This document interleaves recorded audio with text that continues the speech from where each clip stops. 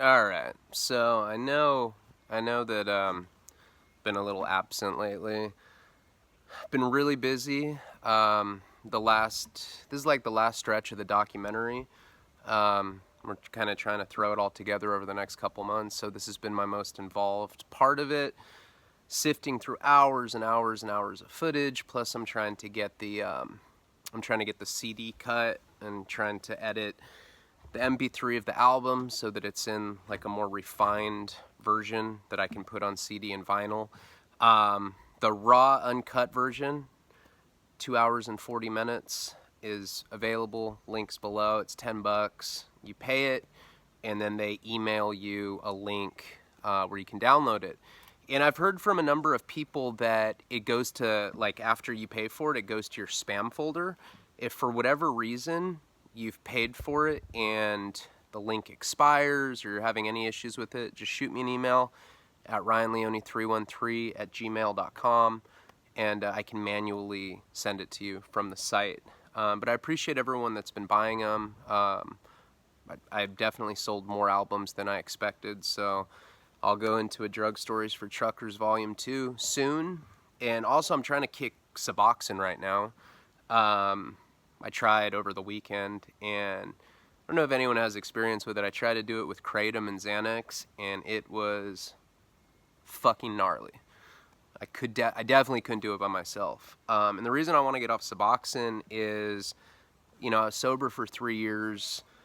Before this, we're in the Relapse series. So I had relapsed in 2015, and I've been on subs on and off since then. And when I was sober for 3 years, I just felt a lot more lucid. I have a lot of stuff going on. I got the films, I got a new book, and I just want to be clear again. But coming off Suboxone sucks. Maybe I'll do a whole series where I try to just do it cold turkey again. But I made it 2 days without a sub, and I was like dying, so I took one again today. I don't know what I'm gonna do. I really want to get off it. It's hard to you go to detox for heroin, they give you Suboxone, but when you're detoxing off Suboxone, it's tough. And I'm taking 3 8-milligram strips a day. I want to get down to nothing. I just want to be totally sober again. No weed, no nothing. Just a personal choice. I don't know.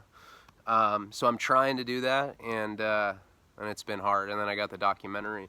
But what I want to start doing for the channel, I'm up in Santa Barbara right now. I'm going back to LA tonight. I had to do a photo shoot up here yesterday, up in Santa Paula. But what I want to start doing with the channel, and it's been recommended to me by one of the producers of the documentary, is to record 1 or 2 days a week and get like 5 or 6 videos and then schedule them so that you guys know they're coming out at a specific time, and then I can get the consistency down. So that's kind of like the plan moving forward with the channel. I'm doing this story will be a relapse story, and then I want to do a few more of the juvenile delinquencies, and then we're going to move on to a whole nother series called my marriage, when I got married to a fan, and it was like the worst period ever, But anyways, that's the updates. That's why I've been gone. I've been working on the doc, been working on getting the CD cut to a more saleable form, and I tried to kick Suboxone over the weekend, and it went terribly, but I'm going to try again. So this is the relapse. I think we're part 11 now. Sorry for the long introduction. So basically what had happened is I left the psych ward, and I'd come back to Santa Barbara, and my parents wanted me to go to outpatient. They didn't know that I had relapsed, but I relapsed right away when I got back to Santa Barbara, and I went to go see Haley when I was down looking at outpatients in LA, and they told me that I had to be clean to be able to do outpatient. I couldn't pass their urine test right when they wanted to. I didn't even know they were going to test me. So intensive outpatient was off the table. We're in February of 2016 at this point, and I'm 31 years old, I believe. They're 30 or 31. And So, I come back to Santa Barbara. I'm probably on like a 3 or 4 day run after I get out of the psych ward. And my parents can tell that I'm using. I mean, I act different. I'm burning holes in my pants and nodding out all the time. So, he straight up asked me, he's like, hey, are you using? And I said, yeah. And so he pretty much demanded that I get back into a detox. And Santa Barbara has pretty limited detox options. We have one that's connected to the hospital here at Cottage Hospital. It's called something 5 West or East, or I don't know. It's pretty much like just a little ward in the hospital in Santa Barbara, and you detox in like a hospital setting, and then they have a residential following that. I'd been to it. I went to it in 2007, and my girlfriend Jenny, who's passed away since, snuck me in some Quaaludes, and I got belligerent, and I ended up getting in like a physical altercation with one of the staff there. So I was like permanently kicked out of that place. So when we tried to get back in there, they said I couldn't get into the detox because I got arrested for that. I never got charged, but I like went to jail, and they didn't press charges, but I was like permanently exiled from the cottage detox. So that was off the table, and pretty much the only places that I could go to were in LA. But what had happened is I had already used up my PPO insurance for detox. Like, they allocate a specific amount of money that you can use per year for detox. And because I had left AMA against medical advice and I'd AWOL'd a number of times, my PPOs didn't want to cover anything. So finally my dad pulled some strings and he got me into the residential program at Cottage, not in the hospital. This is actually like a rehab. And when I went in and I did the intake, I told the lady, I'm like, well, I need to be medically detoxed. I was only on, because I had been forced to kick at the psych ward. It's probably on like a 3 or 4 day run. I think I was doing about 1 gram of black tar a day at this point. And I was drinking every day. I wasn't drinking a lot. I was drinking maybe like 2 Mickey 40s, but my alcoholism had started right around that time. I never had an issue with alcohol growing up. Like, I drank in high school and I partied, but when I got into cocaine and crystal meth and heroin and harder drugs when I got older, alcohol just, I don't know, I just never drank. Haley literally taught me how to be an alcoholic. Like, we drank every day and we got in that routine of drinking, and it stayed with me. Even though it was pretty minimal at that point, I wasn't drinking hard liquor yet. But, I'm doing probably about 1 gram of heroin for 4 days in a row, and I'm drinking a couple 40s. And when I had done the intake, I told her that. I'm like, well, I don't think I can come straight into treatment without detoxing. And she's like taking my vitals, and, she's like, oh yeah, you're cool. You're going to feel some minor discomfort. It's going to be more psychological than it is physical, but anyone knows with an opiate or opioid dependency that after 3 days, you're physically dependent on it again. Maybe not severely, but you're going to feel sick. And, I knew that. I didn't want to go, but I really didn't have any other options. Parents weren't letting me stay with them. My friends really didn't want me staying with them either. I mean, who wants to bring in a junkie?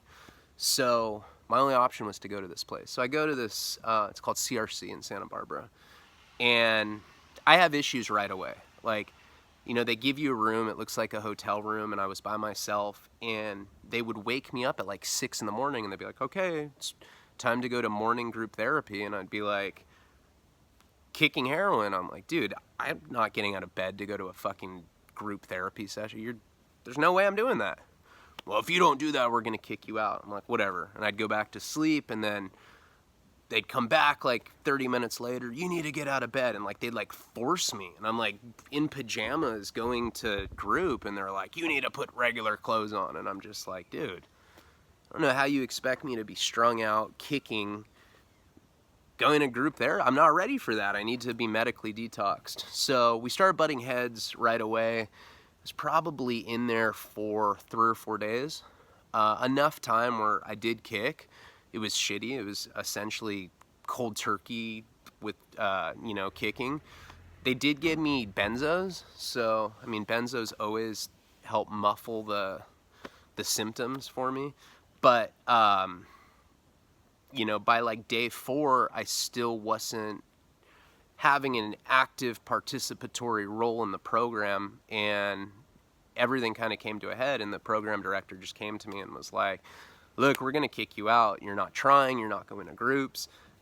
And I got mad at her. I'm like, I told you from the get-go I shouldn't be in a residential. It's inappropriate to bring me in here in the condition that I'm in. I mean, I mean, just logically, you are medically detoxed when you're addicted to heroin, and then you go to a residential following that, and then it's usually followed up by intensive outpatient or some sort of sober living. Like, that's the typical trajectory for treatment. But they wanted to circumvent the detox process and just like throw me right into residential, where everybody at this place was already detoxed. And I mean, it was my fault. I'd had the easy option multiple times. I went to that nice place in Thousand Oaks where they were giving me nice detox, and I'd gone AWOL multiple times because I had this like insatiable codependent need. I just wanted to be with someone, to feel something, and it led me in the wrong direction multiple times. And I think we had told because I'm still on federal probation at the time, and I think we had told my PO that, I wanted to get off Suboxone. That's always like my go-to when I need to go to treatment, because it's, you're in a weird position when you're on federal probation and you're having chronic relapse issues. So if you tell them that, it can get to a point where they can mandate you like a year of like some shitty lockdown program. And that was like, I wanted to avoid that. So I'm pretty sure I had told my PO that I was going to residential just for mental health issues or to come off Suboxone. I don't know. I mean, I've done this so many times I don't remember, but it was in early 2016, and eventually they kicked me out like after like 4 days. But I was off heroin at that point.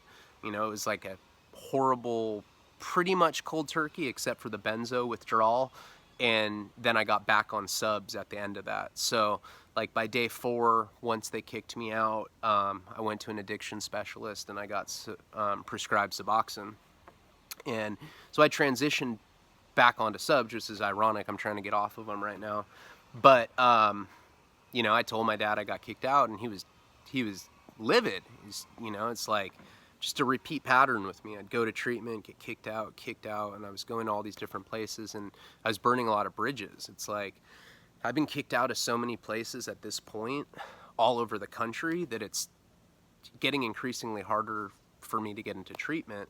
We didn't really have options. He didn't want me to go home, but he didn't want me not to be in treatment. So we made a compromise that I would go live at a sober living in Santa Barbara called New House, which I'd been to. I'd been kicked out of that place too. The last time I'd gotten kicked out of that, I think it was in 2006. And I was like, making margaritas with like a blender at like 5 a.m. I was all drunk, and they heard the blender.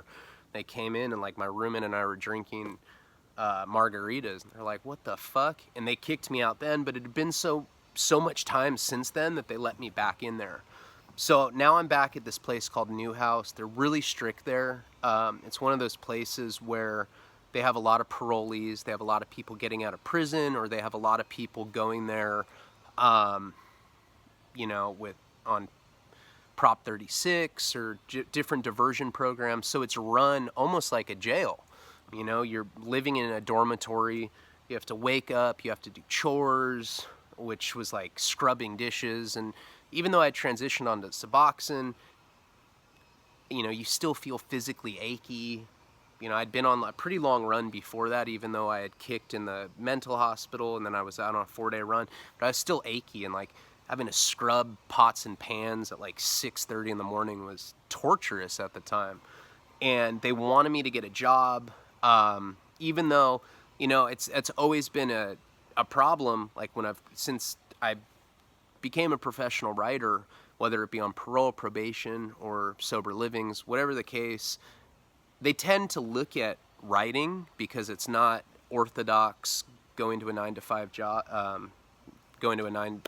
job, tend to look at it as not real employment, and they want structure, which I guess makes sense. But I was always like, well, I'm a writer and you're obstructing my career. So they would like make me go look for work all day, even though I wasn't really looking for work. And what I would do is I would drink all day. And at the time I started dating, I met a girl that was stripping for a living. She lived in like a town that was like an hour away. We kind of started dating. We met online, and pretty much my days were like waking up, I'd go to her place, and I'd drink all day. I was drinking malt liquor at that time. And you had to be back at Newhouse, I believe, at 9 p.m. They had a curfew. Most sober livings have a curfew. Missed the curfew a couple times, and it's at that place, like, I haven't been to a lot of sober livings that lock the doors, but like they would lock the door right at the curfew time. So like I'd get back at 9 p.m. drunk, door would be locked, and then I'd have to sleep in my car. And if you do that too many times, they just kick you out, and that's ultimately what ended up happening. I think I missed curfew 3 times, and they're just like, yeah, we're done with you. I'd have to sleep in my car. So I'm on suboxone, I'm drinking, I'm not doing heroin, I'm really trying to stay away from it, and now I'm completely out of options. I have nowhere to go. So I get my suitcase, like my whole life is like 2 suitcases, and I have a nice car at the time. I'm driving an X5 BMW, same one that I ended up totaling when I got in a DUI a couple years later. But I showed up at my best friend Jeff's house with these 2 suitcases, and I just knocked on his door at like, I think I'd gotten kicked out of Newhouse at like, 10 at night. Showed up there at night with a couple suitcases, and I'm like, look, I have literally no options. Like, I'm living in my car, or I can come move in with you and sleep on your couch, and I'll pay you rent. My royalties had picked back up for my book, so I had some income coming in. And at that time, I'd also secured a literary agent. I didn't have an agent before, and I had reached out to a journalist that had done a couple pieces on me. She did one for The Fix, and she did one for Honeysuckle magazine.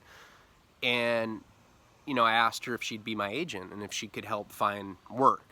The difference between an agent and a manager: an agent looks for work, a manager like negotiates contracts. Now I don't have any agents, I just have a manager, and I'm really happy with that arrangement. But back then I had her as my literary agent, and she started getting me some pretty sweet deals. She got me, I'd be writing pieces for magazines, and she got a company in France that wanted to translate Wasting Talent into a French edition, and it seemed like I started getting some momentum, plus I had some income coming in from the royalties. So Jeff let me stay with him because I did have some stuff going on. It wasn't like I was coming in there completely resourceless. I just didn't have a place to stay. I had a car, I had a phone, and I was getting my royalty checks, so I had enough to provide. I could buy my own food, buy my own alcohol, buy my own cigarettes.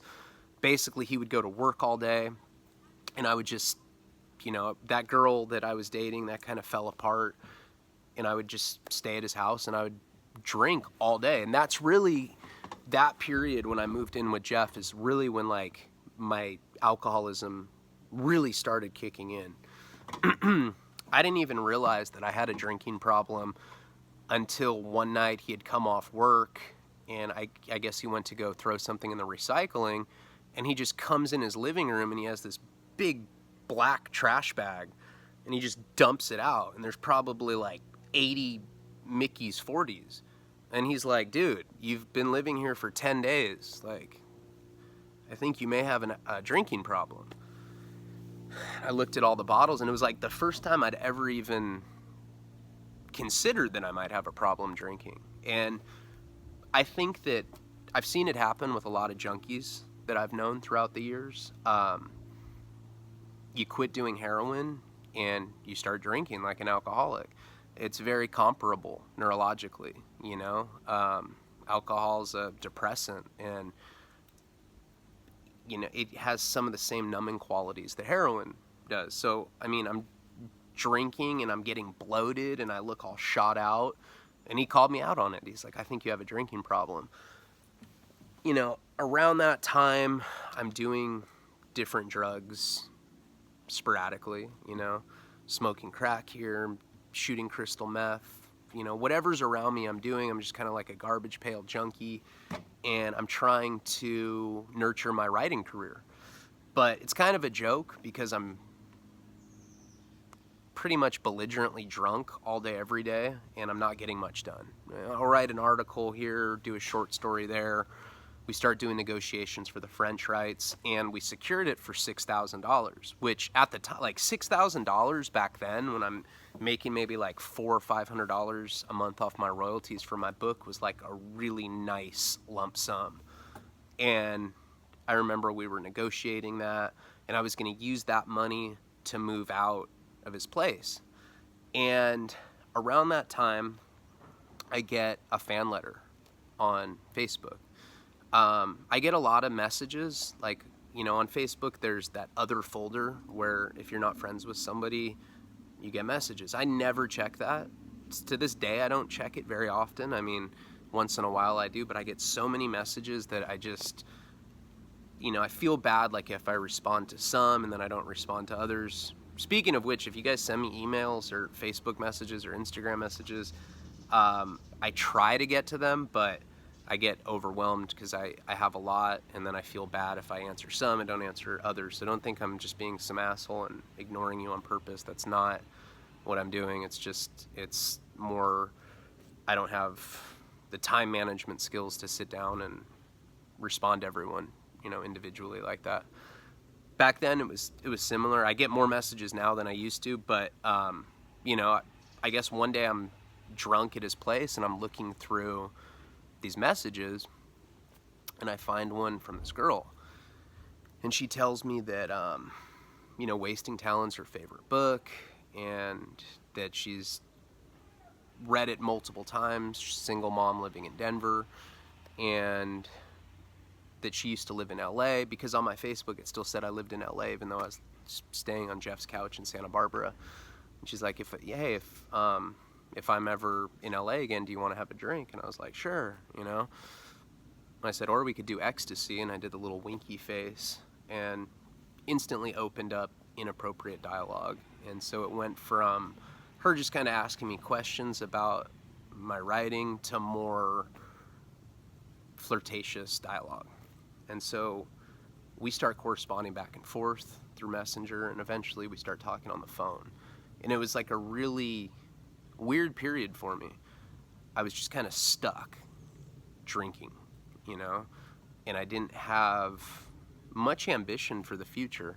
I knew I wanted to write a second book, and every day I'd wake up, and that was my plan. I'm like, okay, today is the day. I'm not going to drink as much today.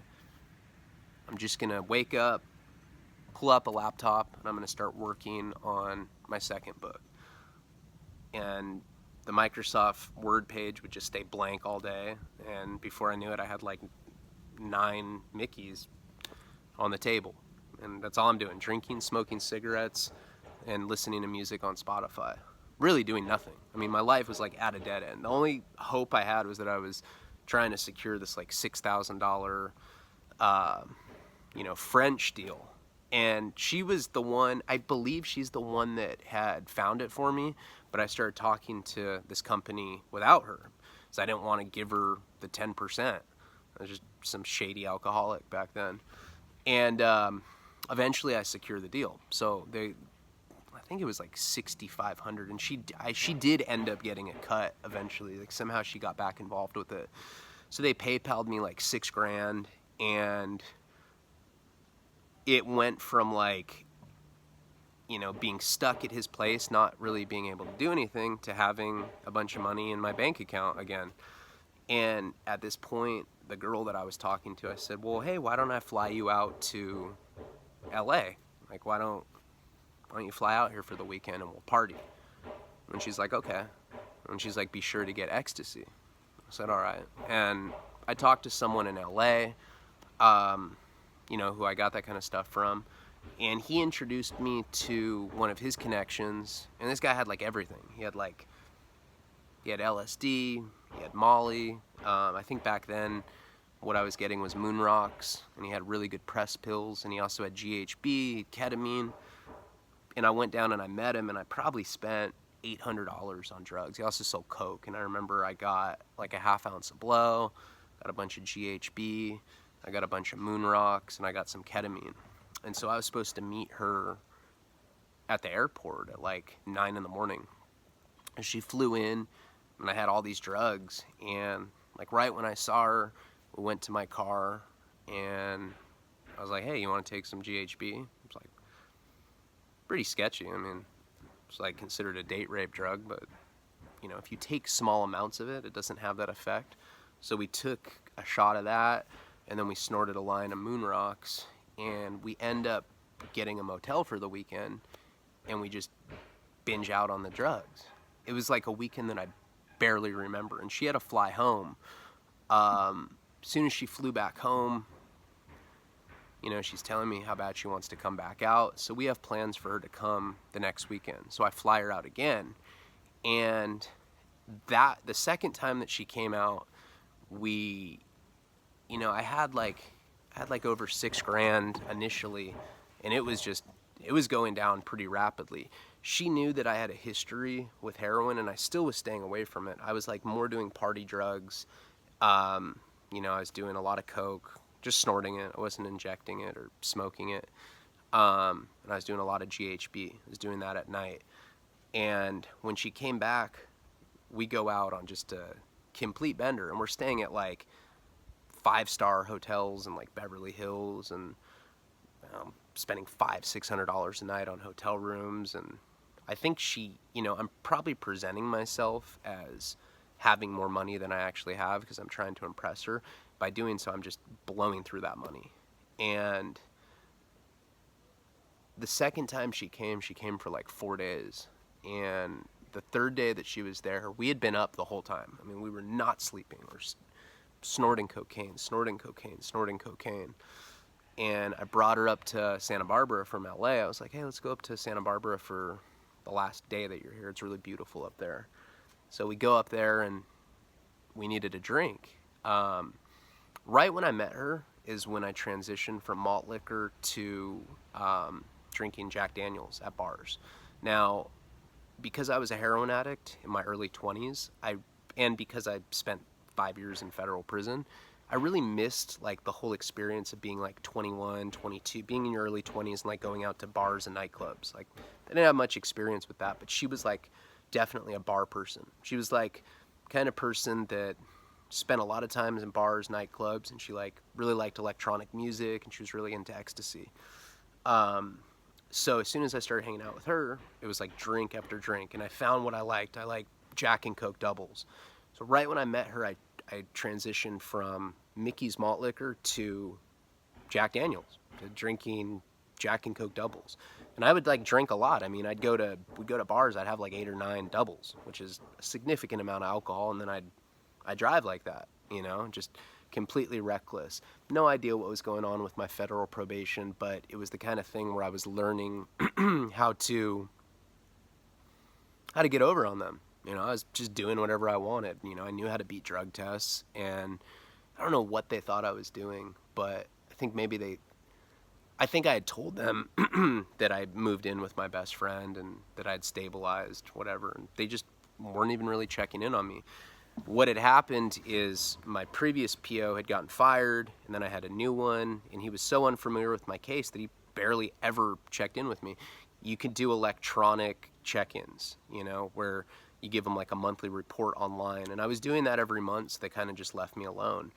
But when her and I went up to Santa Barbara the second time she was there, we decided to go to a bar at like 9 in the morning, 10 in the morning, something like that. Some dimly lit like dive bar in Santa Barbara.